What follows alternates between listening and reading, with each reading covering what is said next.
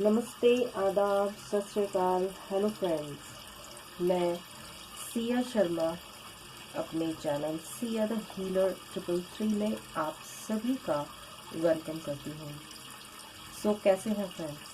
I hope सभी बहुत अच्छे होंगे। दोस्तों, सबसे पहले आप सभी को नए साल की ढेर सारी शुभकामनाएं। भगवान आप सभी की मनोकामनाएं पूर्ण करें, आप सभी को ब्लेस करें और आपके जीवन में ढेर सारी खुशियां लेकर आए।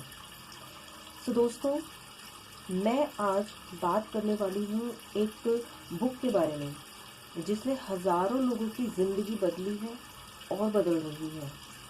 और इस बुक से मेरी जिंदगी भी बदली है।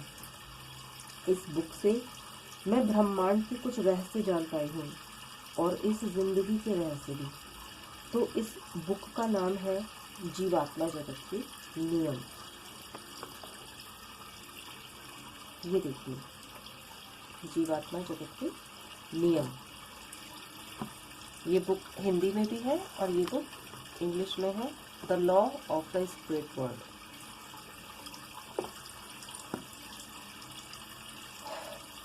ये बुक श्रीमती खोरशेद भावनगरी द्वारा लिखी गई है, जो कि उनके मृत पुत्रों विस्पी और रतु की आत्मा द्वारा लिखी गई है।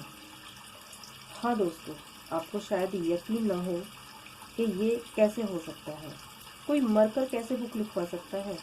तो दोस्तों, जब मैं आपको ये बुक पढ़कर सुनाऊंगी तो आपको यकीन होगा। तो मैं आपको ये बुक पढ़कर दिखाती हूँ। ये श्रीमती खोरशेद भावनगरी जी हैं जिन्होंने ये बुक लिखी है।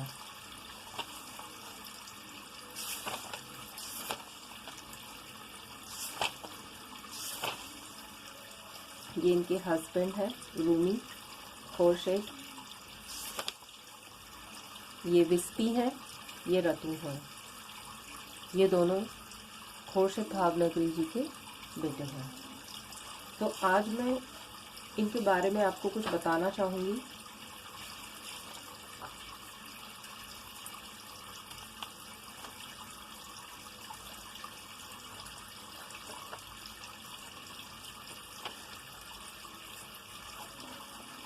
खोरशेद और रूमी भावनगरी भारत में मुंबई के भायखला में अपने दोनों बेटों विस्पी और रतु के साथ रहते थे, जिनका जन्म क्रमशः 1 अगस्त 1950 और 13 दिसंबर 1951 को हुआ था। बड़े होने पर मोटरिंग के विभिन्न पहलुओं में दोनों लड़कों की गहरी रुचि जागी। अंततः विस्पी और रतु ने गाड़ियों की मरम्मत करने वाले एक गैराज की स्थापना की। उन्होंने कई मोटर रैलियों में भी भाग लिया। 1980 के निर्णायक साल में विस्पी और रतु ने एक 1632 मील लंबी क्रॉस कंट्री मोटर रैली में भाग लिया। रैली 23 फरवरी को शुरू होनी थी और विस्पी और रतु ने इससे पहले अपनी गाड़ी को मुंबई से खोपोली तक जांचने का फैसला किया। यात्रा आरंभ करने से ठीक पहले अपने दोनों बेटों के साथ घटित घटना के बारे में खोरशेद जी कहती हैं, मुझसे कसकर लिपटकर रतु ने गुड बाय कहा और बाहर निकल गया। वह कुछ ही सीढ़ियां नीचे उतरा होगा, हम दूसरी मंजिल पर रहते थे, कि भागता हुआ दोबारा मेरे पास लौटा। दोबारा मुझसे कसकर लिपटकर उसने मुझे चूमा। मैं समझ नहीं पाई, मुझे अजीब लगा, क्योंकि रतु का ऐसा करना बड़ी असामान्य बात थी। एक मंजिल नीचे उतरने के बाद वह एक बार फिर भागता हुआ वापस आया और मुझसे कसकर लिपटकर मुझे चूमा। तब तक विस्पी भी मुझसे विदा लेने आ चुका था। मैंने उन्हें संभल कर गाड़ी चलाने की हिदायत दी। उन्होंने मुझसे कहा, हमारी प्रतीक्षा मत करना माँ, हम खोपोली तक जाकर लौट आएंगे या फिर रात भर रुक कर सुबह वापस लौटेंगे।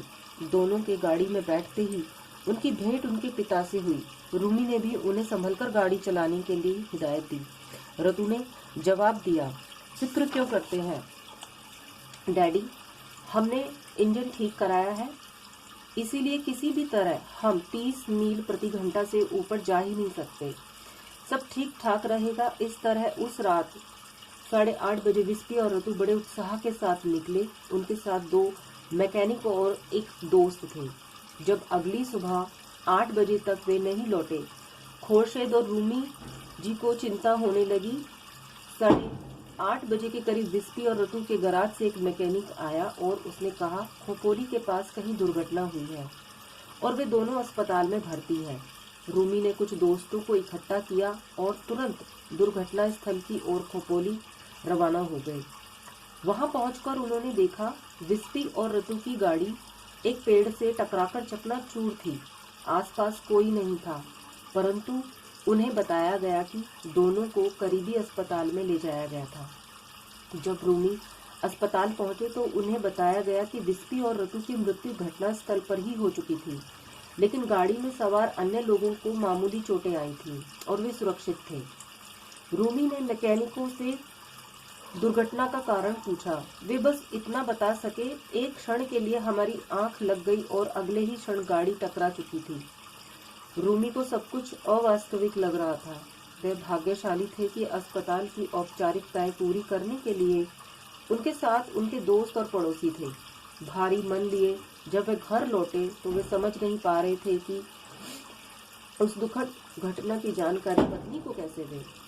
भारी दुख के साथ जब वे अपने घर की सीढ़ियां चढ़ रहे थे तो खुर्शीद जी ने सवालों की झड़ी लगा दी। इतनी देर क्यों हुई? विस्पी और रतु कहाँ हैं? आप इस तरह धीरे क्यों चल रहे हैं? जब खुर्शीद जी को सब कुछ पता चला तो वह पूरी तरह टूट गई। उन्हें लगा अब जीने के लिए कुछ नहीं बचा। ईश्वर से खुर्शीद जी का भरोसा ही उठ गया। उन्होंने कहा, मैं बहुत धार्मिक हुआ करती थी। अब पहली बार मेरे मन में यह सवाल उठ रहा है कि ईश्वर है भी या नहीं। यदि ईश्वर है तो उन्होंने मेरे साथ ऐसा अनर्थ क्यों किया? क्यों मेरे बेटों को मुझसे छीन लिया, जबकि मैंने किसी को बाल बराबर भी दुख नहीं पहुंचाया। मैंने ईश्वर, धर्म और अपने जीवन का त्याग करने की ठान ली थी। इसके बाद कुछ ऐसा घटित हुआ जो आश्चर्यजनक था। अंत्येष्टि के बाद 21वें दिन पड़ोस में रहने वाली श्रीमती दस्तूर ने खुर्शीद और रूमी जी को एक हैरत अंगेज कहानी सुनाई। श्रीमती दस्तूर की भाभी एक संगीत सभा में गई थी। मध्यांतर के दौरान उन्होंने एक महिला को हाल ही में हुई एक दुर्घटना में मारे गए 2 लड़कों के बारे में बातें करते सुना, जो अपने माता पिता को एक संदेश भेजना चाहते थे। इसलिए श्रीमती दस्तूर की भाभी ने उस महिला का फोन नंबर लिया। अगले दिन खुर्शीद और रूमी जी ने इस महिला से संपर्क किया। उन्होंने उन दोनों को अपने घर आमंत्रित किया। उन महिला ने अपना भाई खोया था और वह श्रीमती कपाड़िया नामक एक शक्तिशाली माध्यम द्वारा आयोजित आत्मा आह्वान बैठकों के जरिए अपने भाई से संपर्क किया करती थी। एक बार ऐसे ही एक अवसर पर 2 युवाओं लड़कों की चीख ने बैठक को बाधित कर दिया। लड़कों ने कहा कि उनकी मृत्यु एक दुर्घटना में हुई है और उनके माता पिता दुख से टूट चुके हैं। वे चाहते थे कि उनके माता पिता को पता चले कि वे जीवात्मा जगत में सुखी हैं और उन्हें इस बारे में चिंता करने की जरूरत नहीं, क्योंकि वे दोनों उन्हें देख सकते हैं। 22 मार्च 1980 को खुर्शीद और रूमी जी ने नेपियन सी रोड स्थित श्रीमती कपाड़िया के घर पर आयोजित सामूहिक आत्मा आह्वान बैठक में भाग लिया। माध्यम श्रीमती कपाड़िया बीच में बैठी थी और दूसरे लोग उनके चारों ओर बैठे थे। वह एक एक व्यक्ति के पास जाकर उन्हें उनके मृत परिजनों से संपर्क करने में मदद कर रही थी। जब श्रीमती कापड़िया भावनगरी दंपति के पास पहुंची तो उनके मुंह से पहले शब्द निकले, हेलो मम्मी फॉट्सो।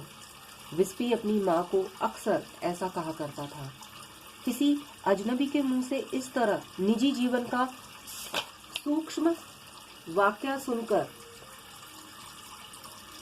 खुर्शीद और रूमी जी को इस बात का प्रमाण मिल गया कि ये उनके बेटे ही थे और इस घटना से उनका ईश्वर में दोबारा विश्वास जगा। फिर विस्पी और रतु ने अपने माता पिता से कहा कि वे उनसे अकेले में बात करना चाहते हैं। इसलिए श्रीमती कापड़िया ने उन्हें श्रीमती ऋषि नामक एक अन्य माध्यम के बारे में बताया। कुछ दिनों बाद भावनगरी दंपति ने श्रीमती ऋषि के जरिए अपने बेटों से बात की। उन्होंने कहा, मम्मी और पापा, हम विस्पी और रतु हैं। हाँ, मरने के कुछ ही मिनटों बाद हम जीवात्मा जगत में पहुंच गए। यह ईश्वर की इच्छा है और वह जानते हैं कि हमारे लिए क्या सबसे बेहतर है। ईश्वर अच्छे हैं, आप हमारे लिए न रोएं, नहीं हमारी कमी महसूस करें। हम यहाँ बहुत खुश हैं, हम आपको हर वक्त देख सकते हैं और यहाँ से आपकी देखभाल कर सकते हैं। हम आपसे तब तक संपर्क नहीं कर सकते जब तक आप पूरी तरह निश्चिंत और खुश न हो। आपको एकाग्र होने की क्षमता विकसित करनी होगी। उन्होंने खुर्शीद जी से यह भी कहा कि उन्हें पृथ्वी पर रहकर अपने आध्यात्मिक जीवन कार्य को पूरा करना है, अर्थात उन्हें लोगों की मदद करनी है और आध्यात्मिक जागरूकता का प्रयास करना है। अगले कुछ महीनों में खुर्शीद और रूमी जी ने अपने बेटों की मदद से पूर्ण एकाग्र और शांत होने की क्षमता विकसित कर ली, जिससे उनका अपने बेटों के साथ स्वयं लेखन की विधि द्वारा प्रत्यक्ष संपर्क स्थापित करना संभव हुआ। एक पुस्तक पर वह हल्के हाथ से कलम पकड़कर रखती, मन को संपूर्णतया एकाग्र करती और धीरे धीरे उनके मृत बेटों की आत्माएं उनके हाथ का उपयोग कर कागज पर धीरे और टेढ़े मेढ़े तरीके से कलम चलाती थी। शुरू में केवल लकीरें बनती थी, लेकिन कई दिनों के प्रयास के बाद शब्द उभरने लगे और मुखर होकर प्रश्न पूछती, जिनके उत्तर कागज पर लिखे हुए मिलते थे। लड़कों की मृत्यु के कुछ ही दिन बाद खुर्शीद और रूमी जी के सामने एक दुर्भाग्यपूर्ण पारिवारिक समस्या आ खड़ी हुई और उन्हें कानूनी प्रक्रिया का सहारा लेना पड़ा। कुछ वकीलों की सलाह के विपरीत, जिनका कहना था कि उन्हें केस नहीं लड़ना चाहिए, खुर्शीद और रूमी जी ने उस वकील का चयन किया जिनकी सलाह उनके मृत बेटों ने दूर संवेदन शक्ति के जरिए दी थी। आश्चर्यजनक रूप से विरोधाभासों के विपरीत मुकदमे का फैसला उनके पक्ष में हुआ। यह इस बात का एक और सबूत था कि भावनगरी दंपति को सचमुच मार्गदर्शन और सुरक्षा प्राप्त थे।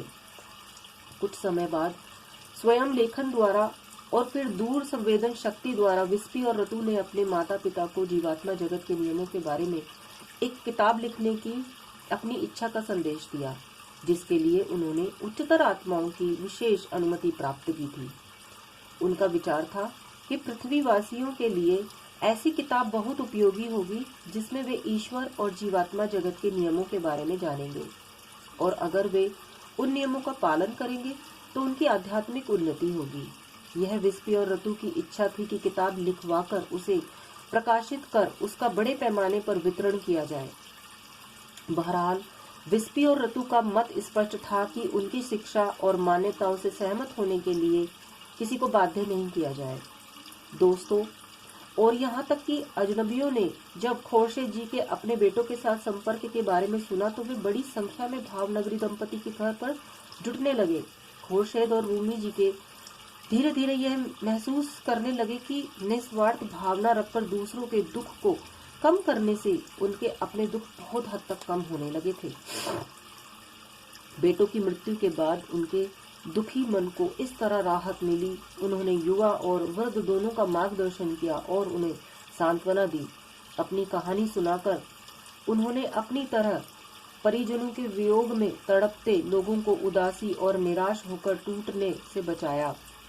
नशे की लत से लेकर शारीरिक यंत्रणा तक की समस्याओं के लिए उन्होंने लोगों को परामर्श दिया, लेकिन अंततः उन्होंने उन लोगों की आत्माओं को राहत पहुंचाई जिनमें आध्यात्मिक ज्ञान की असली प्यास थी और जो सही मायने में आत्मिक रूप से उन्नति चाहते थे। लोग उनके सामने आध्यात्मिक और व्यक्तिगत दोनों तरह के सवाल रखते थे। ऐसे बहुत सारे सवाल इस किताब के भाग 2 में दिए गए हैं। क्योंकि जीवात्मा जगत में कोई विशिष्ट धर्म नहीं होता, इसलिए किसी धर्म विशेष संबंधी सवालों को इसमें शामिल नहीं किया गया है। रूमी और खुर्शीद भावनगरी क्रमशः 1996 और 2007 में इस दुनिया से विदा हुए और जीवात्मा जगत में अपने बेटों से जा मिले। तो दोस्तों, मैंने आपको यहाँ तक यह बुक पढ़कर सुनाई है और आगे भी मैं आपको इसी तरह से नेक्स्ट जो भी चैप्टर्स हैं वो आपको पढ़कर सुनाऊंगी, ताकि आपको अपनी लाइफ में कुछ सहूलियत मिले, कुछ हेल्प मिले। कुछ आपकी भी प्रॉब्लम्स हो सकती हैं। इसी तरह बहुत सारे लोग होंगे जो इन्हीं दंपति की तरह उनका भी कोई अपना चला गया होगा और बहुत ज़्यादा दुख और गम में वो होंगे, तो ये बुक उनकी बहुत ज़्यादा हेल्प करने वाली है। यदि कोई भी व्यक्ति इस बुक को लेकर पढ़ना चाहता है तो ये हर जगह अवेलेबल है, बुक स्टोर्स पे मिल सकती है, ऑनलाइन आप इसको मंगा सकते हैं, घर पर पढ़ सकते हैं। बाकी मैं तो आप सब लोगों की हेल्प के लिए हूँ। तो दोस्तों, ये इनका परिचय था। आगे की इन्फॉर्मेशन मैं आपको नेक्स्ट वीडियो में शेयर करूँगी। तब तक के लिए मुझे इजाज़त दीजिए। और हाँ, मेरे इस चैनल को सब्सक्राइब करें, शेयर करें, कमेंट करें और बेल बटन को दबाना ना भूलें। So thank you so much मुझे सुनने के लिए। Bye bye guys.